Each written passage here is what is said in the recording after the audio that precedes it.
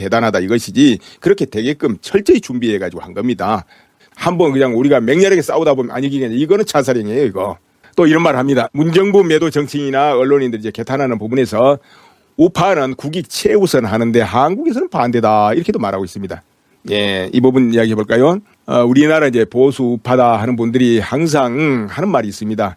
외국의 좌파는 이제 외국도 좌파 우파 있잖아요. 다 있습니다. 어느 나라나. 그런 데는 정책이 달라서 그렇지 국익 우선이다 이거죠. 그런데 한국의 좌파는 안 그렇다. 거기 이제 친북 좌파 하면은 오직 북한의 입장에서만은 말하고 대변인 역할을 하고 그러니까는 결국은 한국에는 이적이다.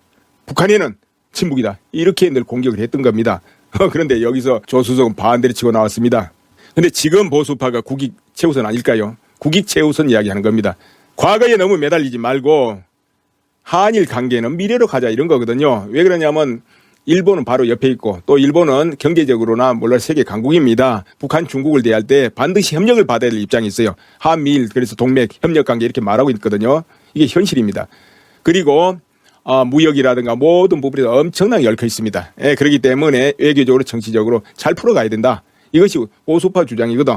그것이 바로 우리 기업에 좋고 우리 국민들의 경제에 좋다 이런 거 아니에요. 그래가지고 현재 문정부에서 이 대처를 잘못하고 있다 이렇게 이야기하는 것이지 국익을 최우선으로 안 하는 게 아니고 오히려 최우선으로 하고 있는 거예요. 그런데 이 보는 시각이 이렇게 다릅니다. 아무튼 조수석은 우파가 국익을 배제하는 듯한 이런 시각으로 보는 것 같습니다. 그리고 그 전날에는 이런 말 있잖아요. 애국이냐 이적이냐 이 말 썼어요. 그렇게 이 말은 국민을 편가르게 하는 거가 돼버리거든요. 물론 그 조수석이야 다른 뜻으로 했다 하더라도 이렇게 되면 자연히 편가르게 일어나요. 여기에 대해서 동의하는 세력도 있고 반대하는 국민도 있고 이럴 수밖에 없기 때문에요. 국민이 전부 똑같은 생각하라는 법 어디 있습니까? 이렇게 하면서 물론 모두 애국심을 가지고 일본에 대항하자. 이런 뜻으로 물론 이렇게 말했다 하지만 이런 말을 함부로 쓰게 되면 이 국민이 편가르게 일어납니다. 그걸로 가지고 애국이냐 이적이냐 이렇게 판가름을 한다. 이건 너무 위험한 거예요. 아무튼 간에 조수석 갑자기 애국자가 된 듯하고 마치 의병장이 된 듯합니다. 의병장. 일본하고 전쟁이라도 할 듯한 그런 막 진군가를 불러대는 것 같아요. 그런데 왜 연일 그는 어떤 목적으로 이렇게 할까요? 청와대 민정수석 이런 사태에 이 정도 대놓고 나오는 경우가 아마 역대 민정수석 가운데에서는 아마도 없지 않았나 이런 생각도 해봅니다. 왜 이렇게 나올까요? 뭐 법무부 장관 기용설까지 나오는 사람인데요. 그렇게 해서 만약 이 국민 편가르게 된다면 이게 국익에 도움이 되겠습니까?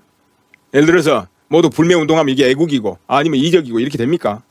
또 정부를 좀 질책하거나 책임에 대해서 이야기하면 이건 이적이 되는 것이고 또 무조건 정부에 호응하면 애국이고 그렇다는 겁니까? 단순 논리로 이렇게 감성에 호소하고 이것이 과연 맞는 거냐 이 말이에요 이게. 이거는 국민이 헷갈리고 선택의 여지도 없게 하는 거 아니에요. 자, 이런 자체가 일본에 이길 수 있다기보다 오히려 이길 수 있는 힘을 약화시키는 거 아닐까요? 편가르게 되면 그게 일본을 위하는 일이 돼버릴 수도 있다니까 오히려 적전 분열을 해가지고. 그리고 맹색이 청와대 민정수석인데 이토록 매일 말을 해야 되면 이거 일본인들 감정은 또 뭐 좋을 일이 뭐 있겠습니까?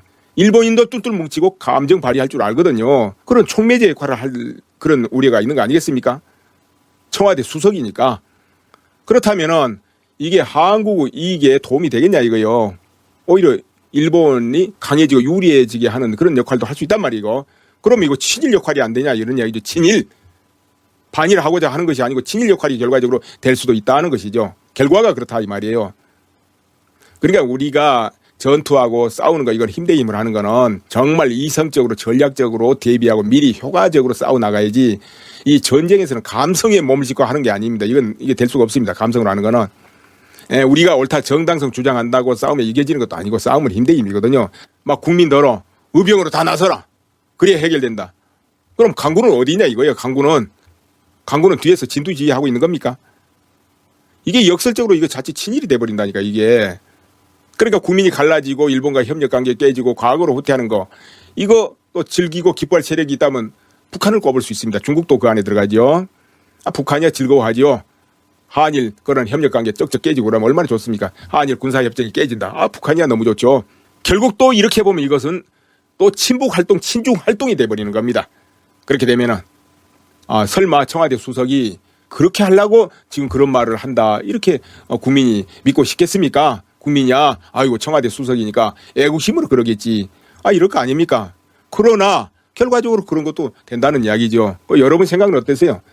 조수석이 이렇게 하는 의도는 뭐 같습니까? 여러분 생각 어떠세요? 그리고 과거사 하는데 이 부분 지금 한일 협정으로 이것이 해결했다 안 됐다 이런 의견이 조금씩 다릅니다. 그런데 양쪽의 말 들어보면 또 다 나름대로 일리가 있어요. 1965년 협정 당시 한국하고 일본의 그 수직적인 국력 관계라든가 그리고 또 한 가지 뭐냐면은 이전에 2차 대전이 끝나고 한국은 승전국에 들지를 못했어요. 승전국에 들었을 때 그 입장하고 승전국이 아닐 때 입장은 달랐는데 그러다 보니까 승전국이 아닌 입장에서 협상에 임하고 이렇게 되다 보니까 지금 시각으로 보면 만족할 수 없는 그런 협정이 되었다, 협상이 되었다 이렇게 볼 수가 있습니다. 그러나 그때하고 지금하고는 상황이 너무 다르죠. 지금 이 시간에는 그 협정 관계를 논하는 시간이 아니기 때문에 이렇게 간단하게 요약만 하고 끝내는데요. 과거사를 그래 굳이 논하려면 왜 북한에 대해서는 과거사를 논하지 않느냐, 중국에 대해서는 과거사를 왜 논하지 않느냐, 그건 더 가까운 일인데 당장 6.25 그 전란 때 수백만이 죽었습니다. 김일성의 그 전쟁 획제 때문에 그 전쟁 뒷이면에는 바로 소련과 중공군이 있었습니다. 그리고 중공군 개입으로 통일을 눈앞에 두고 1.4.9 때 일어나서 또 얼마나 많은 사람이 죽고 이산 가족이 발생했습니까? 지금까지도 중국에 의해서 북한의 그 핵은 보존되고 있는 것입니다. 중국의 역할을 그렇게 하기 때문에 그러면 중국에 대해서 과거사는 왜 묻지 않습니까? 강력하게 물어야 되는 거 아니에요? 그보다 지난 걸 논하기 이전에 이런 것이 우파의 주장이라는 것이죠. 또 국민들이 이렇게 생각할 수도 있고 조수석이 다가오는 총선용으로 지지자 결집 내지 야당 무력화시키기 위해서 이런 사태를 활용하고 있지 않냐 전략적으로 이렇게 믿을 수도 있습니다. 다 우리 국민들이 선량하니까 아이고 설마 그럴 리가 있겠어? 그건 아니겠지. 이렇게 하고 싶겠지만은 그렇다는 것이죠. 그래서 날마다 그렇게 수석이 앞에 대놓고 하는 것은 자중자재해야 된다고 봅니다. 이거는 시민단체들이 할 일이고 또 전문기관들이 할 일이고 외교부가 할 일이고 그렇습니다. 그 조수석이 다 앞장서서 무슨 의병대장 하듯이 이렇게 이러면 되겠냐 이런 이야기죠. 19일 브룸버그 통신이 한국 경제를 평했습니다. 여기에 뭐라고 표현했냐. 호랑이였던 한국 경제가 계집안에 있는 신세가 되었다. 이렇게 표현했습니다. 그리고 한국 경제는 마치 추락하는 천사와 같다. 이렇게도 말했습니다. 그리고 또 한국은행이 정책을 바꿔가지고 금리를 이제 내렸지 않습니까? 이 부분에 대해서 추락하는 시장을 진정시키려고 하는 것이다. 이렇게도 말했습니다. 그런데 이렇게 된 원인이 무엇인가 여기에서 문재인 정권이 2년간 사회주의 시험을 하다 그렇게 되었다. 이렇게 명확하게 평가를 하고 있습니다. 이 주식시장도 아시아에서는 파키스탄 빼고는 가장 성적이 나빴다. 이런 것이죠. 사실 주식 투자한 이들 아마 절망적이었을 겁니다. 제자리에서 처박히고 올라가고 내려가고 이러고 계속 있으니까요. 그 야성적인 한국 경제가 사회주의 시험 때문에 약화되었다. 이렇게 평가를 한 것입니다. 그리고 이제 한국 원화 가치가 아시아 통화 중에서는 가장 나쁜 성적을 기록했다. 이렇게도 이제 평가를 했습니다. 이게 외부에서 보는 명확한 평가 아니겠나 싶어요. 실제 또 그 상황에 처해 있고요. 그러니까 브룸버그 통신 논조를 보면은 문 대통령의 사회주의적 실험은 한국 경제의 야성적 충동을 죽여버렸다. 이렇게 쓰고 있습니다. 그런데 참 여기서 딜레마가 있어요. 환율 가치가 떨어지고 하면은 자본 이탈이 일어납니다. 주식 시장이 또 빠지고요. 그러면은 이 자본 이탈을 막으려면은 원래는 금리를 올려줘야 됩니다. 금리를 올려줘야 돼요. 그런데 금리를 올리자니 그렇지 않아도 힘을 잃어버린 경제가 또 더 죽으니까 올릴 수도 없고 내려야 된단 말이에요. 내리면은 또 자본 이탈 일어나고 이런 딜레마에 빠지게 됩니다. 이제 이런 상황이 지금 한국 경제가 처해 있습니다. 지난 20일 일본 대사관 앞에서 몇 명이 모여가지고 규탄대회를 했습니다. 우리 국민들은 한쪽으로 그렇게도 하고 저렇게도 하고 그건 당연한 건데 여기에 참여한 단체들을 보니까 전국민주노동조합 총연맹, 그러니까 이제 민노총입니다. 여러분 잘 아시죠? 민노총. 그리고 전국농민회, 한국 YMCA 전국연맹, 그리고 또 결의 하나 등 뭐 이렇게 해가지고 많은 단체가 참여했는데 이런 단체를 하나로 묶어진 것이 바로 민중공동행동입니다. 민중공동행동 대표는 바로 박서군 씨입니다. 박서군. 이들이 나가서 주한 일본 대사관 앞에서 그런 시위를 했다. 이렇게 언론에 이제 보도를 몇몇 언론에서 보도한 겁니다. 참여자가 한 1,000명 된다. 이 사진 보세요. 뭐 1,000명 안 될 것 같죠? 섀도우 뭐 세지겠네요. 이렇게 보도를 했는데 여기 대표 박서군, 그렇게 이 주도한 박서군 이 사람은 이명박 대통령 당시 강우병 집회를 주도했었고 그리고 이제 박근혜 대통령 탄핵 당시 촛불 집회를 주도한 인물 중 하나입니다. 여러분은 아시다시피 이런 이 생소한 이름들 아니에요. 이거. 그런데 이런 단체들이 북한 핵 관련 절대적인 위협 여기에 대해서 한마디하고 시위하고 이런 거 본 적 있습니까, 여러분? 들은 적 있습니까? 그 외에도 북한의 인권 관련 등등 어떤 것이라도 아니면 북한에서 도발 같은 거에 대해서 여기에 대해서 시위한 거 본 적 있습니까? 아무도 없을 겁니다. 그렇다면은 중국에서 사드 보복이다 해가지고 경제 보복을 한다 해가지고 관광객을 안 보낸다 뭐 어쩌나 막 해갈 때 거기에 대해서 항의 집회한 거 본 적 있습니까? 아니면 들은 적 있습니까? 없을 겁니다. 그럼 이들이 활동하는 건 대체적으로 이제 정부에 대한 거 아니면 미국에 대한 거 아니면 일본에 대한 거 이런 것인데 이번에도 이제 나섰어요. 그럼 이것은 애국이고 이것과 반대는 이적이고 그렇게 될까요? 이제 이거는 여러분이 제가 이 정도만 이야기도 다 아시기 때문에 제가 더 말할 필요를 느끼질 않아요. 이 정도는. 그리고 여기서 덧붙일 게 있는데 앞으로 반일이냐 친일이냐 편가르기 구도가 당분간 지속될 겁니다. 그런데 친일파 어떻게 생각하세요? 예, 친일파. 이 용어들이 과거 일제시대 때 해방이 되고 한참 이제 친일파 하면서 그때 척결 운동이 일어났습니다. 남북 간에. 그러나 그 중에 살아남아가지고 대한민국 골격을 이루는데 협조한 그런 친일파들도 많았고 이렇게 되는데 그러면서 시간이 흘러가면서 이제 친일파 이런 어떤 개념은 소멸됐었습니다. 왜 그러냐면은 시간이 수십 년 흘러가고 있기 때문에 그리고 새삼스럽게 일본을 친하자 이런 거는 이제 있을 수가 없기 때문에요. 그 당시 친일파 공격한 것은 한마디로 대한민국 국민을 등을 쥐고 일본이 협조한 자를 칭했던 것이 친일파입니다.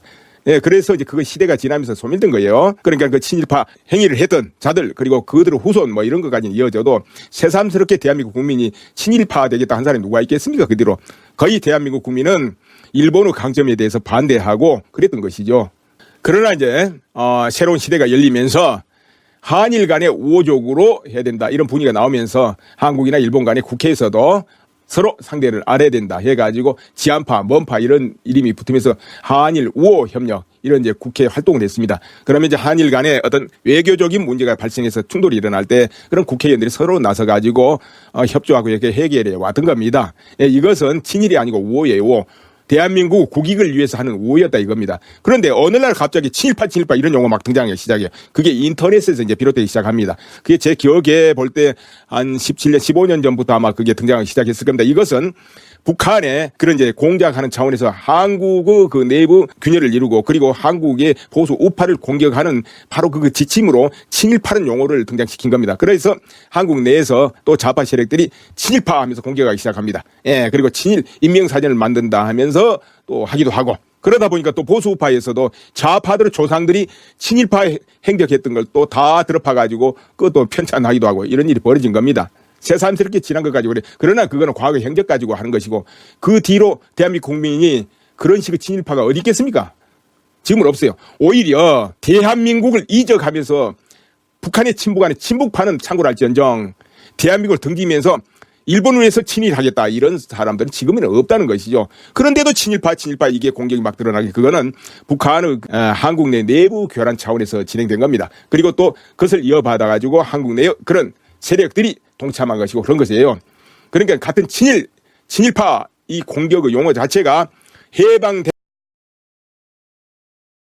선출되지 않은 권력임에도 막강한 권한으로 국민마저 눈치를 봐야 하는 검찰을 통제하기 위해 고심하고 있었습니다. 하지만 가족 이야기가 나오자 언제 그랬냐는 듯 자상한 남편과 아버지의 모습으로 돌아왔습니다. 불시의 압수수색으로 충격을 받았을 부인과 소환조사로 힘들어하는 자녀들에 대한 생각에 당장이라도 집으로 달려갈 것만 같았습니다. 이와 관련 조국 장관의 친구라는 분이 SNS에 올린 글을 보면 조 장관 부인 정경심 교수는 생각했던 것보다 몸 상태가 안 좋았던 것으로 보입니다. 정 교수는 영국 유학 시절의 사고로 수술을 받았고 희귀 질병도 앓고 있다고 합니다. 이후 시아버지와 양친을 연달아 여의며 정신적 육체적 고통이 가중됐던 것으로 보입니다. 이런 상황에서 검찰이 먼지털이식 압수수색까지 당했으니 온전히 버텨낼 수 있었겠습니까? 그런데도 자한당 나경원 원내대표는 조국 장관의 배우자가 쓰러져 119를 부를 정도라고 둘러댔지만이라고 말합니다. 참, 압수수색 당시 검찰은 조 장관 배우자의 건강이 위중해 보이지 않았다고 말했습니다. 위중해 보이지 않았다. 그런데 이조차도 거짓말임이 드러났습니다. 헤럴드 경제가 취재한 바에 따르면 조국 장관 자택 압수수색 당시 정경심 교수가 쓰러지자 검찰 수사관이 딸에게 119를 부르자고 먼저 제안했다는 것입니다. 압수수색 당시 정 교수가 검찰 수사관들과 대면했고 딸은 방에 있었던 것으로 보입니다. 그런데 충격으로 정 교수가 쓰러지자 수사관이 딸에게 가서 어머니가 쓰러졌으니 물을 좀 떠서 가봐야 할 것 같다고 말했다는 것입니다. 즉 검찰 측은 정 교수의 상태가 매우 안 좋다는 것을 알고 있었으면서도 건강이 위중해 보이지 않았다 따위의 거짓말로 조국 장관 측을 궁지로 모는 언론 플레이를 하고 있었던 것입니다. 또한 검찰은 압수수색이 길어진 이유에 대해 변호사를 기다려서 늦어졌다고 둘러댔습니다. 그러나 이마저도 사실이 아니었습니다. 조국 장관 딸의 말에 따르면 변호사는 최초 연락을 받은 이후 20분 내에 도착했다고 합니다. 기가 막힐 노릇입니다. 검찰은 정말 이대로 놔둬선 안 되는 조직임이 다시 한번 입증됐습니다. 먼지털이식 수사와 피의 사실 공표로 한 가족을 구렁텅이로 빠뜨리더니 이젠 국민을 상대로 천연덕스럽게 거짓말까지 하고 있습니다. 정말 이럴 수는 없습니다. 검찰의 폭주를 제어해야 합니다. 생각하고 싶지도 않지만 검찰에 의해 이별을 해야만 했던 노무현 대통령과 노회찬 의원이 떠올라 몸소리가 쳐집니다. 검찰은 무소불위의 권력으로 자신들만이 조직 논리에 젖어 이기적인 고인물이 돼버렸습니다. 그 결과 개혁의 아이콘인 조국 장관을 넘어뜨리기 위해 수단과 방법을 가리지 않고 있습니다. 검찰은 문재인 대통령에 대해서도 반발하며 오만한 태도를 드러냈습니다. 28일 문재인 대통령님은 고민정 청와대 대변인을 통해 검찰 개혁은 공수처 설치나 수사권 조정 같은 법 제도적 개혁뿐 아니라 검찰권 행사의 방식과 수사 관행 등의 개혁이 함께 이루어져야 한다며 검찰은 국민을 상대로 공권력을 직접적으로 행사하는 기관이므로 엄정하면서도 인권을 존중하는 절제된 검찰권의 행사가 무엇보다 중요하다고 천명했습니다. 조국 장관 자택 압수수색을 실시간으로 지켜본 분들이라면 문 대통령님의 말씀에 100번 1000번 공감하실 것입니다. 현재 검찰은 선출된 권력의 통제에서 벗어나 권모술수를 부리며 조직보호에 몰두하고 있습니다. 이들에게 인권 존중 수사나 절제된 검찰권 행사는 안중에도 없습니다. 현재 검찰은 내부적으로 대통령의 말씀에 대해 반발하며 부글부글 끓고 있다고 합니다. 검찰 수사 흔들기로 인식하고 있는 것입니다. 이러한 반응은 윤석열 검찰총장을 통해 선명하게 드러납니다. 윤석열 총장은 조국 장관이 자택 압수수색 당시 검사와 통화한 사실이 주광덕 자한당 의원을 통해 알려진 것과 관련해 본질은 수사 압력이라며 수사 정보 유출 논란을